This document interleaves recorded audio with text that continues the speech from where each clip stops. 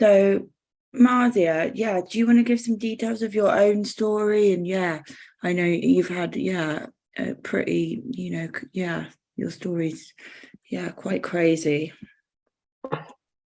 Thank you. Hi, both of you. And as you mentioned, I'm a former judge from Afghanistan, and I was very lucky because I was born in an educated family. That my parents were very supportive during my school and university, and I worked hard to became a judge.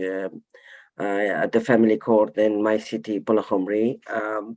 When I became a judge, I realized my naivety because when I became a judge, I saw injustice against women in the court, and that time I was tied by the law. There is no option for me to stand for women to help them through of my work. But I did I in my way, and I established. Our organization to empower women, to educate them. That was in 1994. That time I was very young and with no experience. Also, the time I became a judge, there was 26 female judges was in my country. Uh, my life was began with problems, and my aim and my strategy was not popular in my society in Polakhumri, and also was not accepted by some people to encourage and empower women. Uh, when the Taliban became in power in 1997 in Palakhumri, they came direct to my house and they tried to find me and shoot me.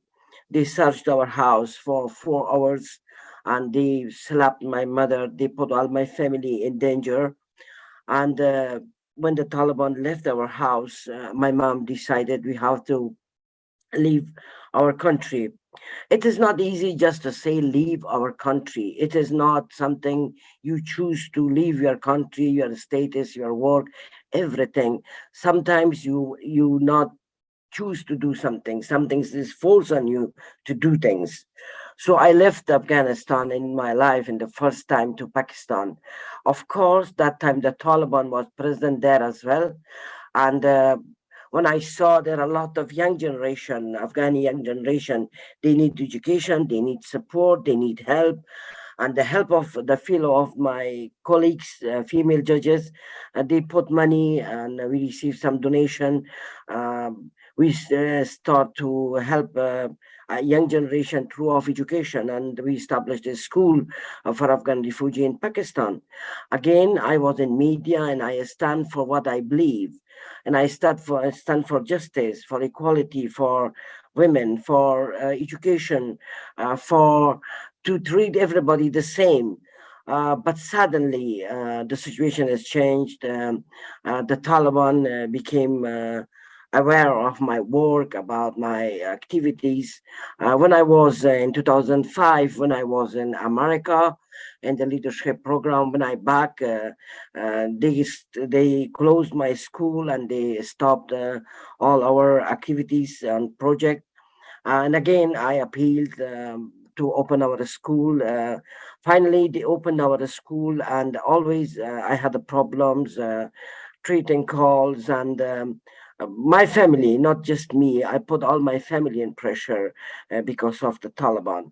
But the time when I was in 2007, that was the sad day in my life. I was going to visit my mother in a hospital when the Taliban drove a car at me at a high speed, and this left me in the hospital for 6 months. And still, I have some problems, health issues in my life.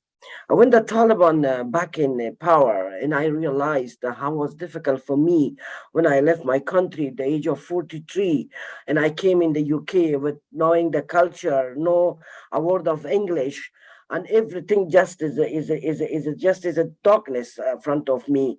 I was had no hope for my future. But when I saw there in my country still there injustice, always women in not accepted as a human being, do we not receive the respect in our society sometimes.